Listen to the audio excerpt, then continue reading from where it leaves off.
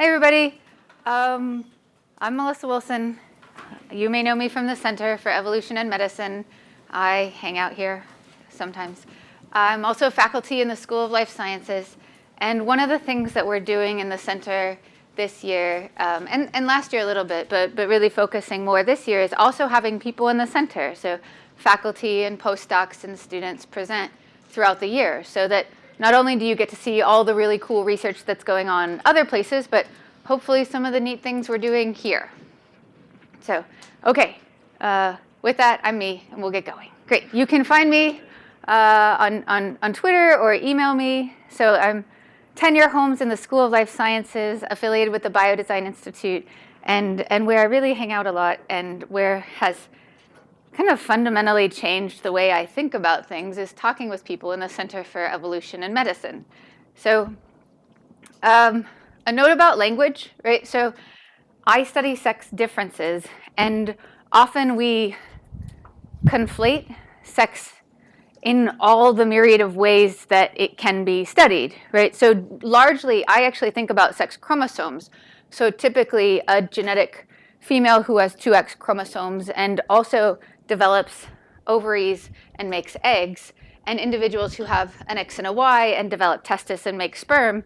But it's actually, if we think about it, defining sex by chromosomes is a little silly, because most species on Earth don't have chromosomal sex determination. They still have ovaries and eggs and testis and sperm, but they don't have sex chromosomes or even genetic sex determination. So that's something that's kind of unique and interesting to study in humans. So I'm interested in genetics. I'm also interested in the interaction of gonadal hormones and the gonads that we have. And eventually I've been talking with people who study gender differences and how those interplay. And so the challenge, though, is that the data that we can collect on people kind of mushes up all of these.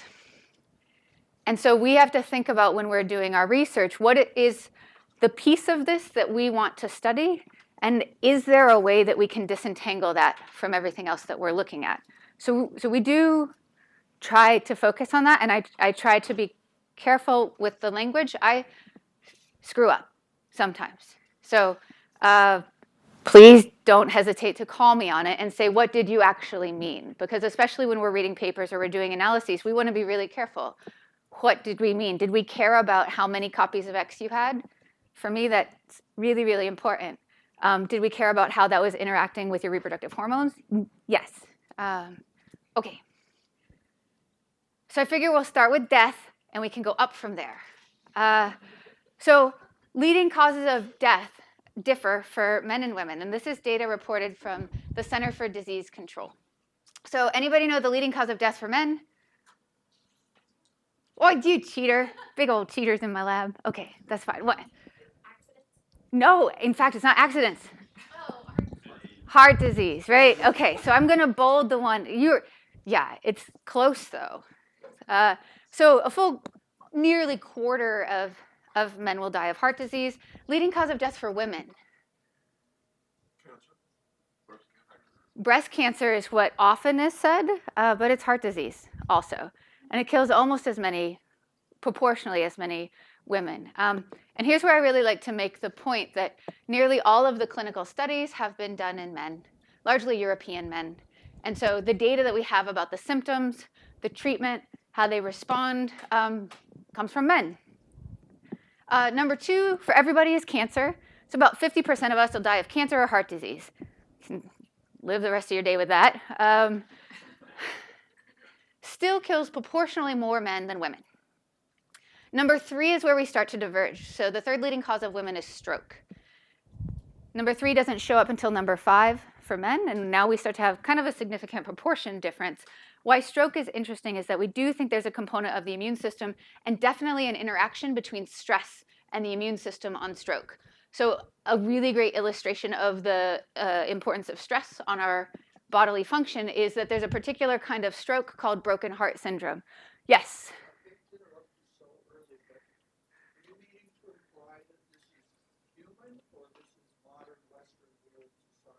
This is data from the Center for Disease Control. Most deaths take place in childhood, and the leading cause of death Yes, so how I started is that it is the Center for Disease Control and not humans globally.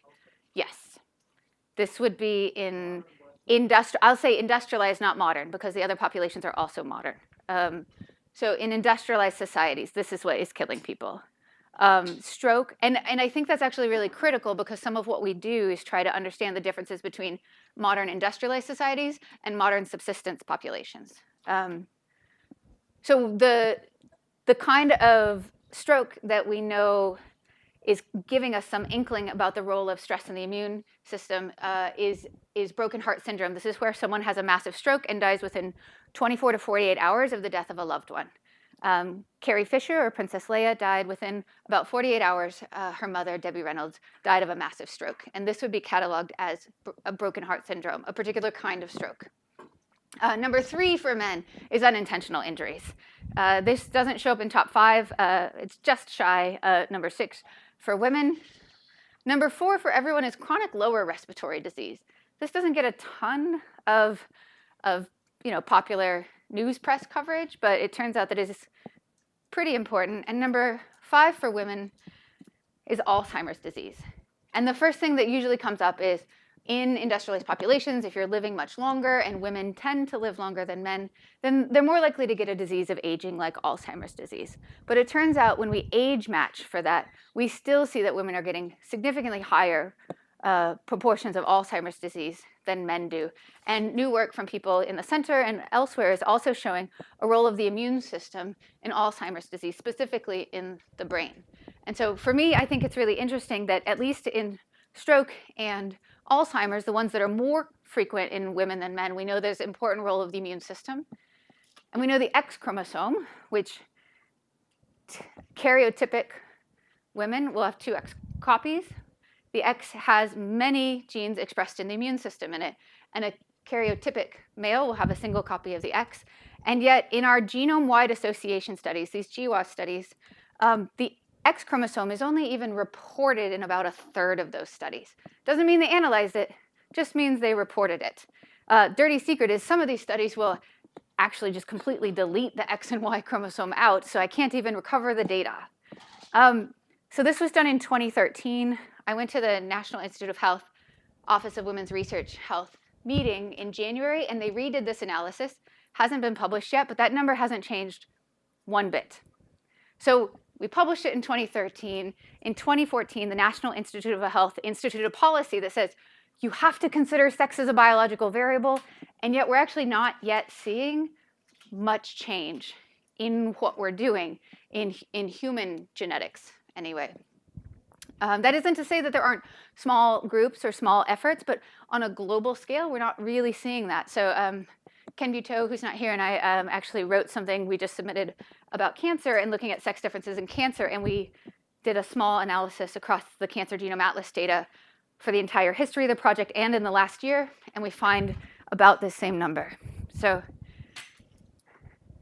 what I wanted to start out with was something that, in fact, all center members, so Haney Natry, Angela Garcia, Ben Trumbull, and Ken Buteau, and I just published in Trends in Genetics. It's called The Pregnancy Pickle, and we're describing what we are terming the pregnancy compensation hypothesis. So we're trying to think of how evolution shaped immune systems to have resulting in the observed sex difference that we observe today in disease. So to get there, then we think about traditional subsistence populations and how they differ from industrialized populations that are more sedentary. And so the most obvious one is that subsistence populations tend to have a much higher parasite and pathogen load than we do in industrialized populations. And that can lead to differences in immunity and autoimmune risk. So to date, although it hasn't been extensively studied, there hasn't been a reported case of autoimmune disease in individuals in subsistence populations. And yet we have very high rates of autoimmune disease in industrialized populations. A second, so these are all going to kind of play together, is that you're generally calorically limited in a subsistence population, and we're generally unlimited as much as comparably we can be in industrialized populations. A third large difference that we're going to talk about is that typically in subsistence populations, they tend to be natural fertility and have high parity. So many offspring, and spending most of your reproductive years pregnant and or lactating. While that tends not to be so true for industrialized populations. Lower parity, more time spent cycling, fewer pregnancies. And the last is there's a large difference in reproductive hormones. So despite having high parity, the actual levels of reproductive hormones are much lower in subsistence populations than they are in industrialized populations. And some of this comes from having more access to calories. Some of this comes from being more sedentary. There's several things that relate to this. And here's where I also like to note that whatever we think may have been the ancestral state. So the modern subsistence populations are not ancestral. They're very modern. They're living now. But we use them as a proxy for the ancestral state. But whatever was ancestral or however we did evolve does not mean that is how it should be. It's very easy to think how things were and under which environments we were is how things should be. That's false. I'm not advocating that you all go out, stop washing your hands, infect yourselves with hookworms, lick each other with mumps, right? Don't do that. That also means, that seems very easy for people to understand, right? But it also means, it doesn't mean that being pregnant for your entire reproductive career is the good and correct state. It just means that's likely how it was, and that's likely what our bodies evolved under. Fight me on that. There are only a few hills I will die on. Okay. So we think then about our immune system. So we're alive because we didn't die of parasites and pathogens. As a species, we're alive. As individuals, you're alive here right now because you didn't die of a lot of things, but notably parasites and pathogens. And so one of the things we notice is that, so we're going to say ancestral. This is our hypothesis, is that there's very different immune modulation between our ancestral state and then what will get to be our industrialized population state. And so we think that ancestrally, for all individuals, you had a high parasite and pathogen load, and your immune system is compensating or pushing back against this. So if you've heard of the hygiene hypothesis, this is largely what the hygiene hypothesis says, is that now, in the absence of that pathogen load in industrialized populations, we'll have a higher risk of autoimmune disease. We expect more autoimmune disease broadly in industrialized populations because we're not exposed to all those parasites and pathogens. But that doesn't explain why in women there's an 8-to-1 difference in incidence in rheumatoid arthritis, a 6 to 7 to 8-fold difference in MS. In most autoimmune diseases, with a few exceptions, there's a significant sex difference. So why then is there such a significant difference in women and men in autoimmune disease? And this is where we think the other component comes in. Oh, sorry, there's the difference. And we think it has to do with the difference in parity. So each one of these, we are kind of imagining the immune system at puberty, kind of ramping up, anticipating placentation and pregnancy, and then with each pregnancy, kind of largely coming back to baseline. So there's evidence that some of our immune factors in pregnant individuals look more similar to males than they do to non-pregnant females. But in an industrialized population where we have access to contraception and we're in a lower parity environment, we don't have the placenta largely pushing back. We don't here address lactation very much. And I think for a couple reasons. One, we're not experts in it. But two, we also see in individuals with autoimmune disease, in over 75% of cases of rheumatoid arthritis, or RA, their symptoms, individuals with RA, their symptoms will go away during pregnancy, but they spike back after pregnancy. So although there's certainly immune interactions between the placenta and pregnancy and also lactation, I do think that they will be a bit different. What's the y-axis here? Immune modulation. That's a theoretical. The y-axis is theoretical immune modulation. So we don't know exactly. We know some components of the immune system are upregulated in industrialized societies, but We're not trying to say exactly what Immune activation? it could be activation, but we don't think everything's going to be activated because we think that, well, maybe I could get to that. Okay. Yeah, so we intentionally use the word modulation rather than activation. You modulate it down. Some components could be modulated down. It's just visually easy to think about it this way, that there's a shift. And so you're saying these little dips are during pregnancy, you have less modulation during pregnancy? Or, yes, that it will, and we know that the immune system components of the immune system aren't downregulated during pregnancy. Or what? Downregulated during, Modulation. yeah. So yes, exactly. So we know some are, but I'll mention the other interesting thing is that, so MS, multiple sclerosis, and rheumatoid arthritis, for most individuals, their symptoms go away during pregnancy. That's not true for lupus. And so we are thinking that there could be some really fundamental difference in the etiology of lupus compared to the other two, and by understanding what's responding in some autoimmune diseases and not in the others will help us figure out. All right, so we are the Center for Evolution and Medicine, and I have been studying mammalian evolution and mammalian sex chromosomes. This is a snapshot of the mammals that were sequenced at the time that I got my PhD. There's a lot more, including, I have to say, my favorite mammal, that's Claire. She was in fact sequenced also at the time of this, a little bit of her. So here's what I think is so cool, right? So I'm a mathematician turned evolutionary biologist, and I spent my PhD thinking about evolution of sex chromosomes. And so I've been thinking about this for a while, and then it wasn't until really coming here that we put it together with placentation and pregnancy. But this thing has always just like nagged at me. So this is for reference. It's a phylogenetic tree showing the relationship between the large group of birds, and these are all mammals. The monotremes are platypus and echidnas, and then we have the marsupials, which are koalas and kangaroos, and then eutherian mammals, and here we're being narcissists and representing them with us. But that's dogs and cats and cows and everything else that doesn't have a pouch, largely. And I'll say eutherian because although birds have these hard-shelled eggs, monotremes have these kind of leathery eggs. Marsupials form a protoplacenta. So people who study marsupial placentas will not say it's proto, they'll say it's just a placenta, but it lasts only a few days.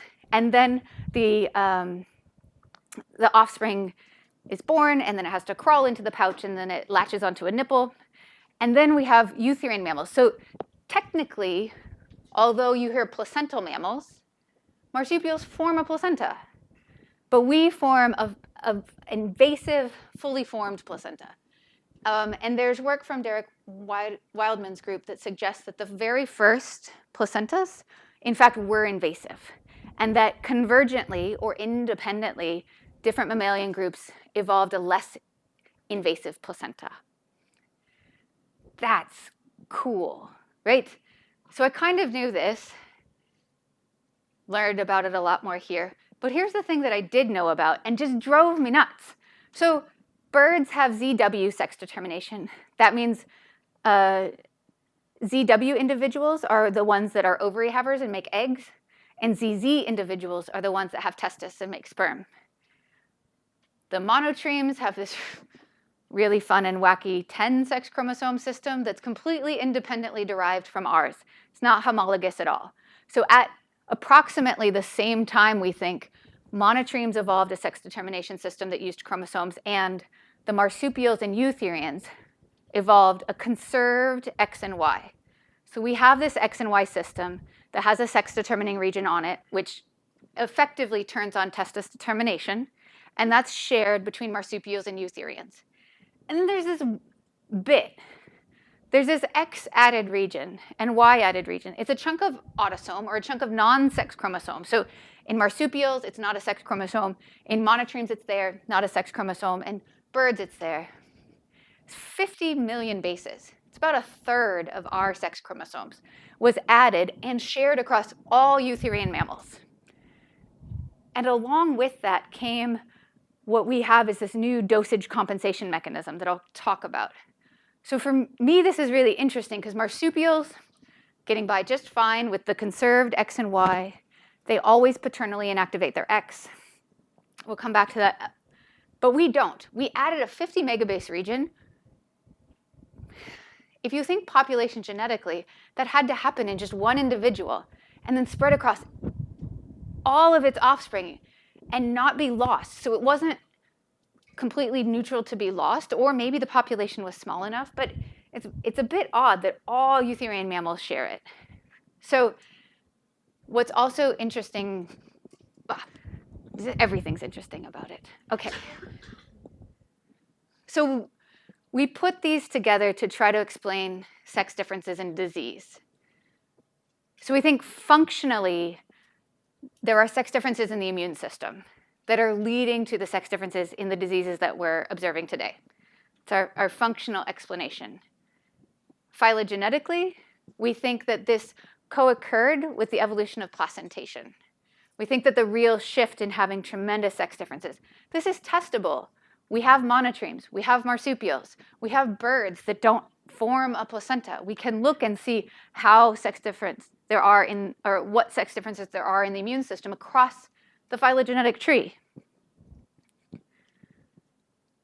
But I'm an evolutionary biologist, so I need a mechanism, right? So we think that there's both a proximal mechanism, so reproductive hormones will differ between the type of gonad that you have. And then we also think that dosage on these sex chromosomes is a way to inherit and modulate that. I'm sorry, do you hate me walking in front of that? I'm sorry. Okay. And then on top of that, we layer industrialization. So we think that these sex differences in immune function have evolved over approximately 90 million years. And for most of eutherian mammal evolution, most of human evolution, we were exposed to parasites and pathogens. So now the individual who can get pregnant, their immune system has to tolerate that genetically distinct individual and not die of parasites and pathogens, right? That's a tall order. And the immune system is expensive. It's, I think, second calorically to the brain, right? So it's using a bunch of calories. It's very expensive. If you have some way, at least potentially via chromosomal modulation and hormones, to lead it so half the population, which is not going to develop a placenta, doesn't have to expend those calories, that could be selected for, right? But then on top of that, now we layer industrialization so that we are in an environment that our bodies weren't shaped for. That's not bad. And maybe then it means that autoimmune diseases, some of them certainly are exact mutations we can identify, but largely they're these multifactorial diseases. Maybe we shouldn't think of them as diseases. We should think of them as the body's response to our environment. And if we can then go back and figure out how our chromosomes and our hormones evolve to those environments, then we can just respond to them.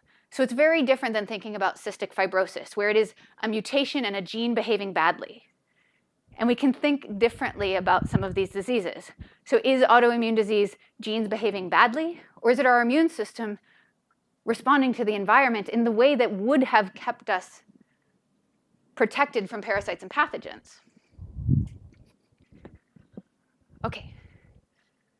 So let's dig in a little bit more to the sex chromosomes. So they evolved from a pair of autosomes, or non-sex chromosomes, and they were completely indistinguishable from each other. But over, well, let's say evolutionary biologists are a little hand-wavy with exact years. 180, 150-ish million years. The X chromosome has about 155 million sites and 1,100 genes on it. And the Y used to have that many. But in fact, now it only has 60 million sites on it and 27 unique genes. So there's this massive difference now between these two. So me, as a budding grad student, was like, how did they get that way? What's important about that for evolution? And one of the things to think about, so this is showing something called evolutionary strata. The only important take home is that we think there was a series of recombination suppression events between X and Y. So a series of steps, 1, 2, 3, 4, 5, at least 9 of them, that stopped X and Y from swapping DNA and being able to fix mistakes on the Y. So the very first one should have included the testis determining factor, or SRY, sex determining region of the Y. And then subsequent, there was expansions of the suppression of recombination between X and Y. We can get into why we think that was, but we do know that now X and Y don't recombine hardly at all. They don't swap DNA. You can't fix mistakes on the Y chromosome. The only option is if it's completely inviable, then it won't fertilize the egg, or the egg won't develop, or it can get passed on. That also means now approximately 50% of people have 2 X chromosomes, and approximately 50 have 1. Why this is very interesting to me also is that trisomies of chromosomes in the genome of some chromosomes are compatible with life, and people do just fine. Aneuploidy, a single copy of any other non-sex chromosome, is not compatible with life. It's inviable. Half of you seem to be doing just fine with 1 X. Why is that? Why is it doesn't work for any other chromosome in the genome, but it works here? Thanks, evolution. Dosage compensation. So Mary Lyon proposed the hypothesis for lyonization, for the silencing of an X, and Murray Barr observed it. So he stained cells in the nucleus. So this is the nucleus of a cell, and what he saw is there was kind of a mass in the middle, and then there was this little ball on the side. That little ball is one of the 2 X chromosomes in XX individuals. It's called a Barr body, and one of the 2 X chromosomes is silenced. The best way to see this is a calico cat. So calico cats, this is super cool. Wait, I gotta stand here. Okay. You can bet someone that a calico cat will be a female or have Klinefelter syndrome. The alleles for orange and black are on the X chromosomes. If they silence the black chromosome, they'll get an orange patch of fur. If they silence the orange patch, they'll get a black patch of fur. White is determined by the autosomes. It's much more complicated. Can't explain that one. But the orange and the black patches are whether they had 1 X chromosome turned off or the other. And so some things that we've been thinking about are, how patchy are we? How patchy is every tissue that we have? And what does that mean for our health? So to go back to that also, so we first found out about X inactivation because you saw a ball of heterochromatin, and you can see this really clear pattern on calico cats. It's like 1 X or the other. But actually, so work that I did during my PhD, we were thinking about how could that actually happen? How do you get dosage compensation? So ancestrally, an XX individual will have 2 copies of every gene, and an XY individual will have 2 copies of every gene. But if you've lost 90% of the Y content, suddenly XY individuals don't have 2 copies of every gene. Some of them, they only have 1. So we think that there was a process by which there was gene by gene silencing in XX individuals to dosage compensate. And so then you have equal dosage of genes between XX and XY individuals. Oh. Okay, I don't know, sorry, it's just being nice. And this has been observed, so not all genes are silenced on the inactive X chromosome. We know there's a ball of heterochromatin. We can see it, but not all genes are silenced on the inactive X. So this is an X chromosome, and we look at about 844 of those genes. The first thing to point out is our science is incomplete. So for roughly 225, we don't know if they're inactivated or not. We'd like to study that, but for various reasons, we don't have the technology yet to determine if those individual genes are silenced or not. For about 1/3 of X-linked genes, they are inactivated in all individuals and in all tissues that have been studied. So if you looked at those 200 some odd genes, they'll be silenced in every XX individual. But then that means that the other 1/3 of genes are not silenced or escape. So I'll say not silenced, because escape means that they were trying to avoid it, but maybe they were never silenced in some individuals or in some tissues. So it's highly variable across individuals. And so we are interested in the placenta and placentation. And a thing to note, so this is work led by Kimberly Only and Tanya Fung in my lab. It's like submitted today. It will be. Almost. It's on me. Almost. OK. The placenta is the genotype of the offspring, not the pregnant person. So the placenta can be XX, or the placenta can be XY, or X naught, or triple X, or XXY. But the placenta is the genotype of the offspring, not the pregnant person. And that's really important for thinking about interactions between the pregnant person and the placenta. So we wanted to know. So in the Genotype by Tissue Expression Consortium, which is this large consortium looking at tissues across human bodies, they sequenced roughly 1,000 individuals and looked at 20 to 40 tissues per individual. Not a single placenta in there, because these all happen to be adults that died of different causes. So we don't actually know what the placenta should look like. That's super exciting. OK, so we want to know. So let's say, for argument's sake, yellow will be mom's X chromosome being expressed, and blue will be dad's X chromosome being expressed. I hope everyone can see the colors.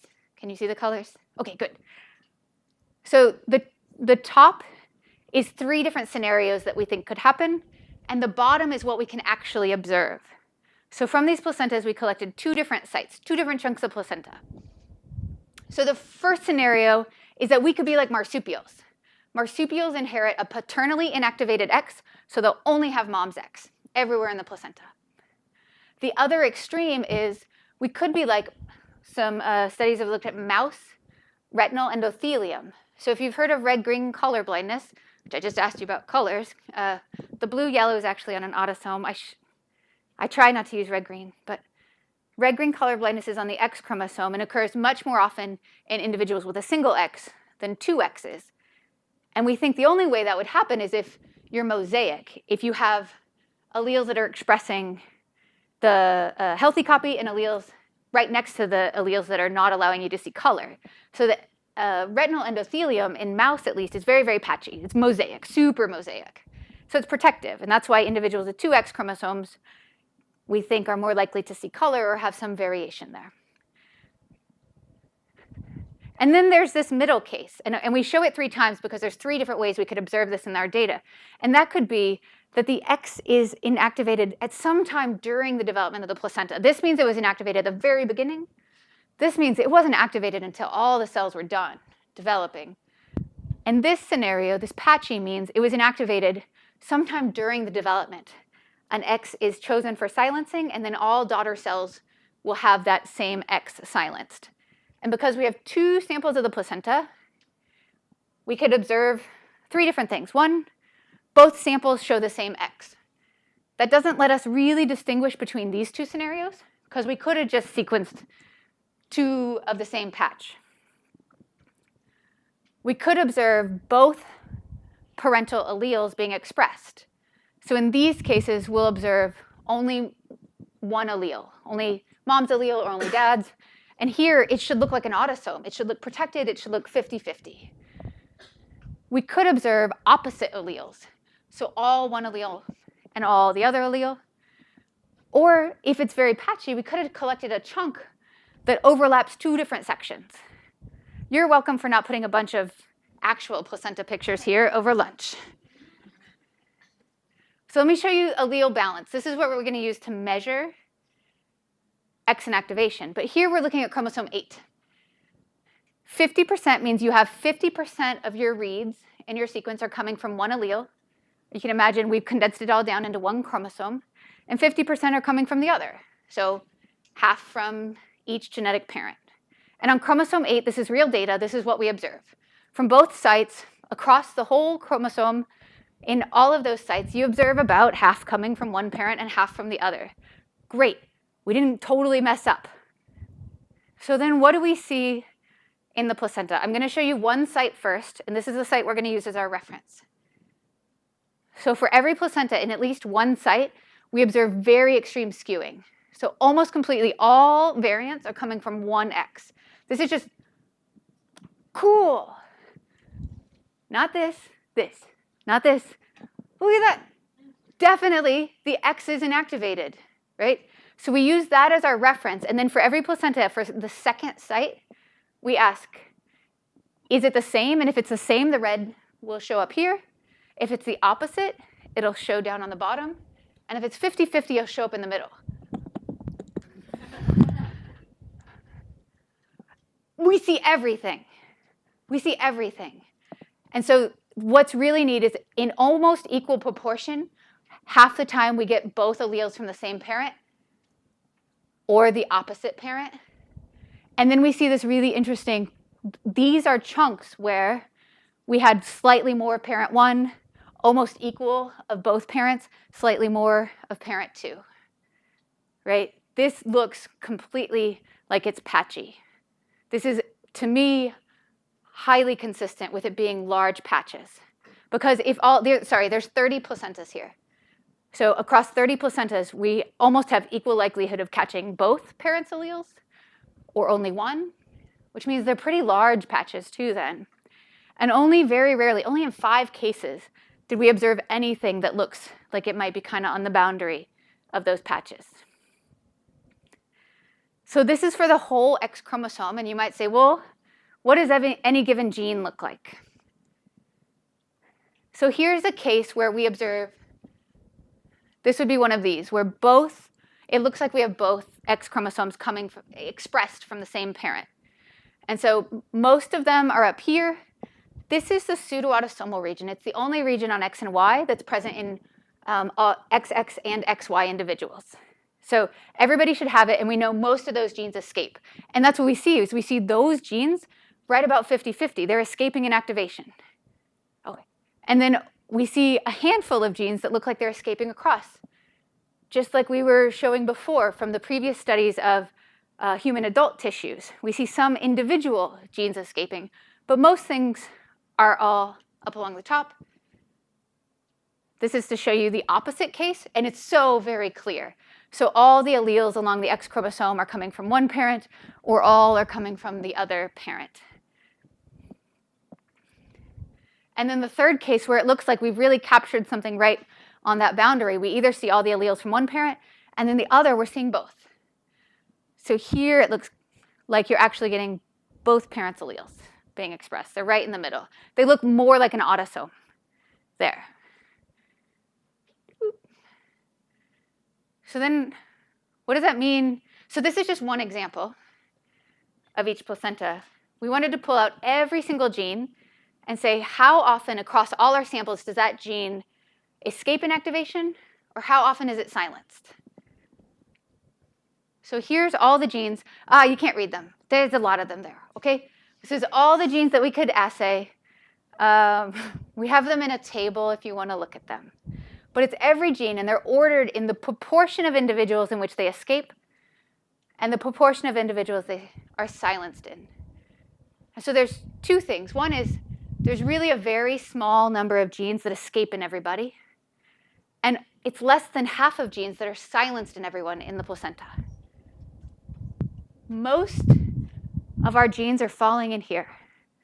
Most genes are variable. They're escaping in some individuals and not in others, which means for clinical genetics or human genetics, if we're thinking about the role of the placenta in development and disease, I will assert, I think it's unlikely that we could just have a table that says, this gene escapes, this gene is silenced. Wait, what about these? I don't know, sometimes. And moreover, so I'm going to dig into the ones that we're really confident on. So we have at least 10 placentas that show expression for them. This is one placenta, site A and site B. Another placenta, site A and site B. These are the pseudo-autosomal region genes, and then every other region on the X chromosome. White means missing data. Humans have a lot of missing data because we actually have very low genetic diversity compared to other species. So the likelihood of us all sharing a heterozygous site in the same gene, like super low. So we have a lot of missing data, but the thing to take home from that is that even though there's a lot of agreement, especially in the pseudo-autosomal region between genes that are escaping, it can vary between sites in the same placenta. This looks even more variable when we look at the heterogeneous genes. The ones that are very likely to vary across individuals may also vary across sites in the same placenta. Genetics is not easy, but it is really interesting. And then these are the silencers. And even with the ones that are silenced in more than 80% of individuals, they escape in some of them. So it's going to be really difficult to say confidently without actually assaying in that sample whether they're escaping or silenced. So X inactivation in the placenta is patchy and variable. Oh, good, I have time. Okay. I want to walk you through two other things really quick, and that's evolution matters for misalignment. So if you saw John Fryer's talk, he talked about these dark or camouflaged regions of the genome. These are regions that are identical or nearly identical, and we bioinformaticians did an easy thing that sometimes means you get the wrong answer. And that is when we do our sequencing, if the sequencing read can map to two different places, we throw it out. We say, we don't know where it goes. We're going to give it a very low quality score. We're not going to trust it. We're going to chuck it out. So he looked at this on the autosomes, and we look at it on the X and Y, because X and Y came from the same pair of autosomes. They share a lot of content. And so what happens when we're doing our alignments, the other thing to point out is that most people have 2 copies of every chromosome. But that's not how we do our alignment. When we do our alignment, we get rid of one of those copies, but we still keep the whole X and Y in there.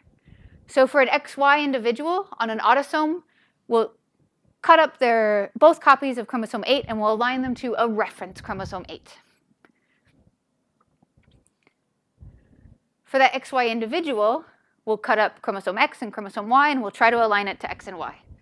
But we'll sometimes mess up because they share evolutionary history. They share sequence content.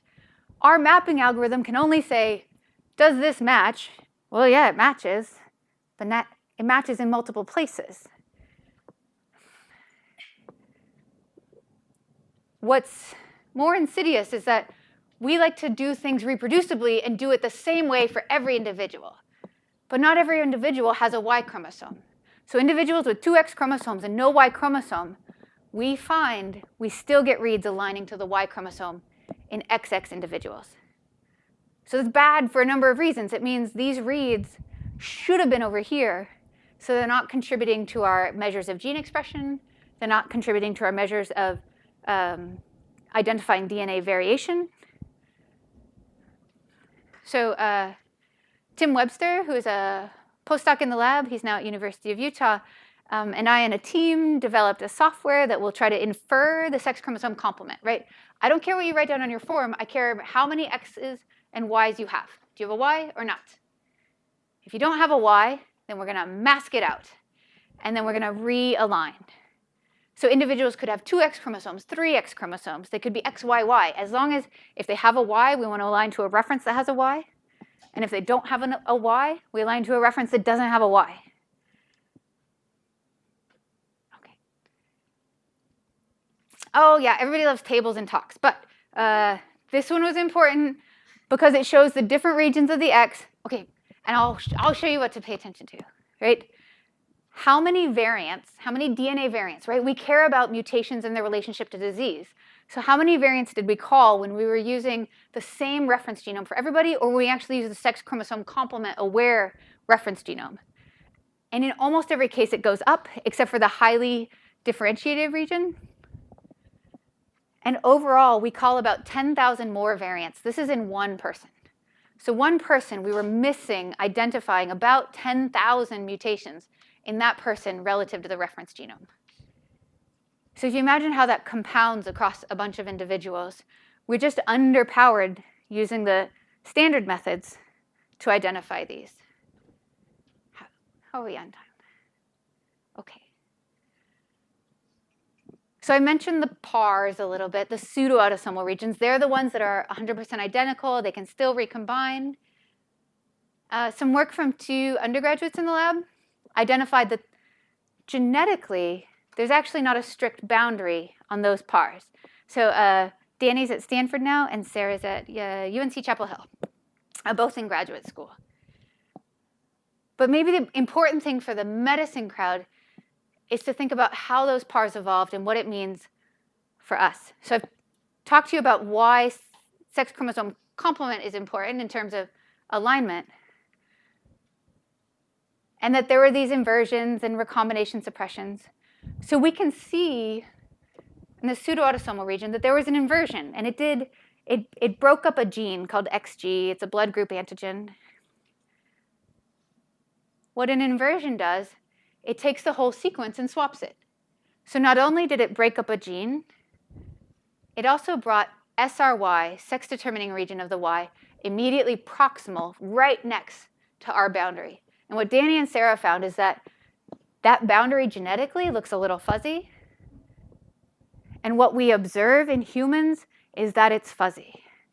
So individuals with De La Chapelle syndrome are individuals who have 2 X chromosomes, develop testis. Many cases they have SRY, and in over 90% of cases where they have SRY, this is due to unequal XY crossing over. It's due to recombination mucking up at that region. It's about 1 in 20,000 individuals. Individuals with Turner syndrome are individuals who develop ovaries but have a single X chromosome. This is as common as 1 in 2,500 people. And that means about 70,000 people in the US have this.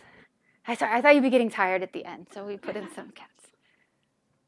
And the other one to think about is Klinefelter syndrome. Klinefelter specifically is individuals who develop testis but have 2 X's and a Y. There's also individuals who have 2 X's and a Y and develop ovaries. That's different. But Klinefelter, individuals who have testis with 2 X's and a Y, is as common as 1 in 500. So this means we have individuals who by their gonads would not match the sex chromosome complement we're anticipating. And not infrequent. We're sequencing 20,000 people in the UK Biobank. They want to have 1 million people in the United States sequenced, right? So there's going to be individuals who don't have a sex chromosome complement that matches their gonads or identity commonly. So I just throwing that out there that you got to think about what you care about. Do you care about the gonads? Do you care about the sex chromosomes? Care about both? That wasn't a question. That was it. So we're doing a ton of stuff in the lab, looking at sex differences in liver cancer, breast cancer, looking at placenta, sex differences in the brain, and looking at population genetics, sex differences in demography. You should talk to all these wonderful people. Most of them are sitting like here, here, here, and over there. OK. And I also just wanted to take a minute to thank all the undergraduates, at least in the last year or so, who said, oh, man, I really want to study sex differences in health, and that's so cool. I'm like, yeah, we sit on a computer all the time. I hope you still like it. And they did. And then many of them have gone on to other programs recently, so thanks to them. The Midland Foundation is a foundation that will fund undergraduate students. So it'll give them maybe $2,000 to $3,000 to do research. They've funded a few people in the lab. Those are due in November. If you're an undergrad, apply. Great. School of Life Sciences Undergraduate Research Program, Souls for Startup, and this is largely funded by the NIH through a Mura Award. And most of all, thank you all for sitting through all of this.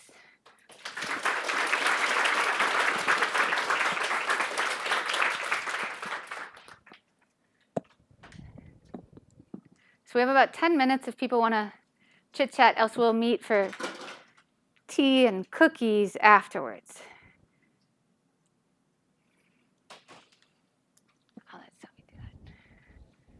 Any questions?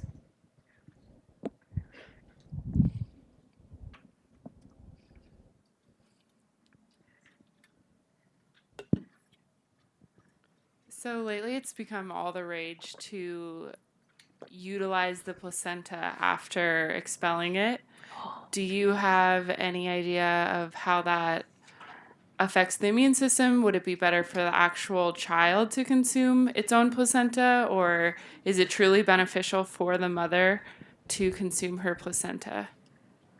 I have seen that. I think lots of things about it. I think some of the information that's in the public about the placenta is wrong, factually wrong. For example, not knowing that the placenta is the genotype of the offspring. I feel like that's something I'll tell to people, and they often don't know it. So that's a first thing. And I think some of the common misconceptions can shape what people are thinking.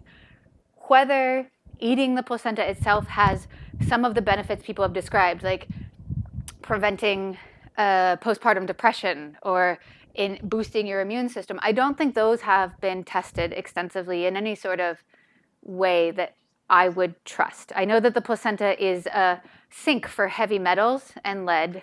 I know that it's also a sink for carbon that's been emitted to the environment.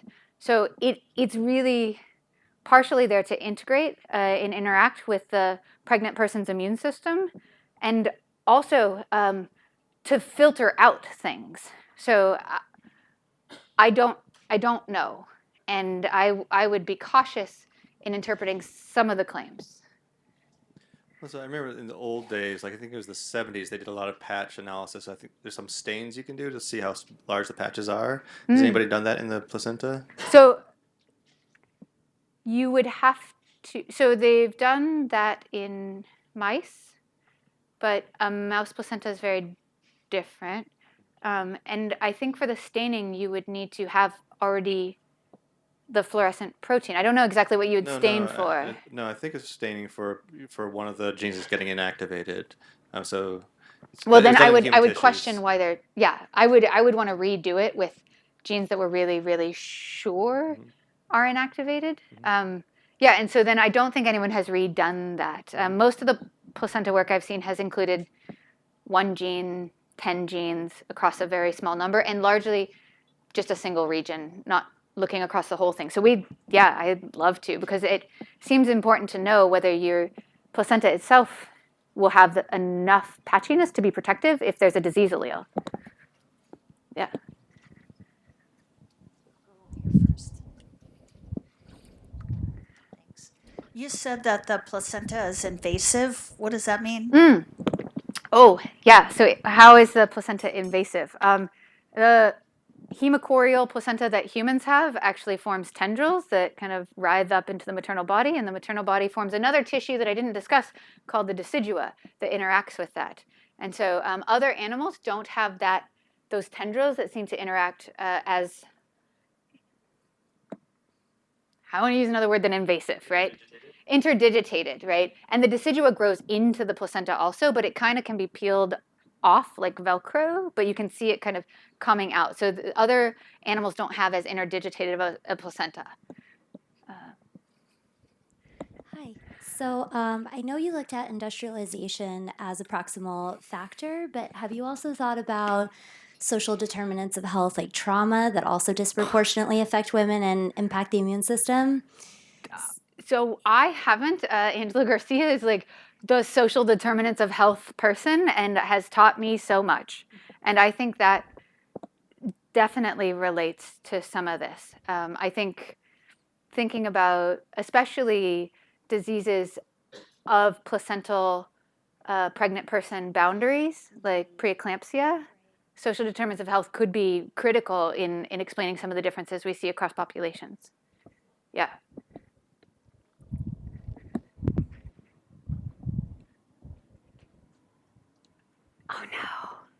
Oh no, she knows something it. I thought about when you were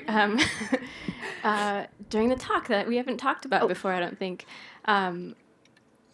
Do you think that, so if the notion is that the mom's immune system is modulated based on experiencing pregnancies, right, to deal with that pregnancy, do you think that it is differentially modulated dependent upon the patchiness of the X and Y in the placenta? Oh yeah. So one, we didn't talk about it because we didn't have those results, right? We like those are hot off the press. Potentially, right? Potentially, if the X chromosome and the genes that are escaping in the immune system are different in different patches, you could have some differences in pregnant person placental immune interaction. Yeah, do not know. We do know. So we do know for XY placentas, the haplotype of the Y chromosome. So the genes on the Y chromosome are all linked together. We know the haplotype of the Y chromosome can elicit an immune response from the pregnant person in a similar way to Rh sensitization. So the very first pregnancy, the maternal body will develop antibodies to that Y haplotype, and then subsequent pregnancies will expel or not allow the pregnancy. It just, so we know at least for XY individuals, but for X, it's less clear. So I know, well, I'm pretty sure that cats don't change their spots, but given all the variability you showed in X inactivation and escape in the placenta anyway, I'm wondering if there's any evidence for that inactivation or escape might be dynamic. Could it change? So the evidence is that it's not dynamic. So once it's chosen, it seems to be static in that lineage. So as soon as it's chosen, it is static. And so that's why we want to understand, is it very, very mosaic or very small patches, or are they large patches, or is it the entire organ? At some point, we actually don't know across human tissues how patchy we are. But the evidence is that once a cell line has determined to inactivate an X, whichever of the two, that one will be the one that is silenced in every subsequent division of that cell lineage. So if we could, I mean, things that would be pie in the sky, right? If we could identify how to silence the X chromosome with a disease allele on it, if we could force that. Because sometimes we see skewing where in a couple individuals, every cell in their whole body will have the same X chromosome inactivated. They're not patchy at all. But with equal likelihood, that will be skewing of the disease allele. So they have the disease, or skewing against the disease allele. And they're completely protected even though they're heterozygous for something like Fragile X syndrome. Yeah. Okay, last question. I was wondering if you have any hypotheses about whether in sort of different regions of the placenta there's more likely to be silencing of the maternal versus paternal.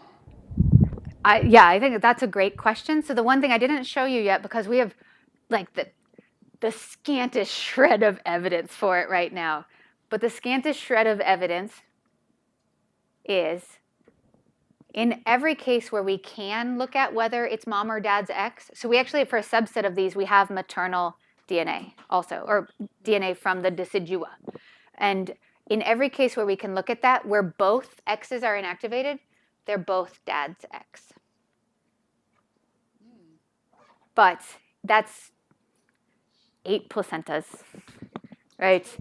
I would really like to look at a lot more. But yeah, so it could be that certain parts of it, maybe near the umbilical cord or near some of the other anatomical regions that are important, you're more likely to get maternal versus paternal. But like it's in the supplement. It's like it's hanging on the thread of like 3 mutations. Mm-hmm. It's like maybe.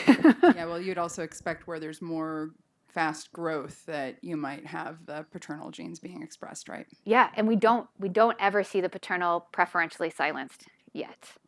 So I don't know why. Yeah, but then we could target those. Yeah, that'd be cool. All right, thank you, everybody. Thanks, Melissa. Come for tea.